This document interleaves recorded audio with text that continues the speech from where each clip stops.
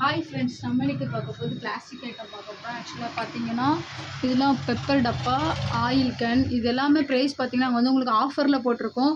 இதோட ப்ரைஸ் வெறும் 10 ருபீஸ் தான். இது வந்து ஆக்சுவலாக பார்த்தீங்கன்னா உங்களுக்கு வந்து பெப்பர், உப்பு டப்பா, சால்ட்டு போடுற மாதிரி உள்ள டப்பா. நெக்ஸ்ட் வந்து ஆயில் கேன் பார்த்தீங்கன்னா இது வந்து வெறும் 20 ருபீஸ் தான். இது இது நெக்ஸ்ட் சைஸ் வந்து 40 ருபீஸ். இதோட பெருசு வந்து 60 ருபீஸ் வரும்.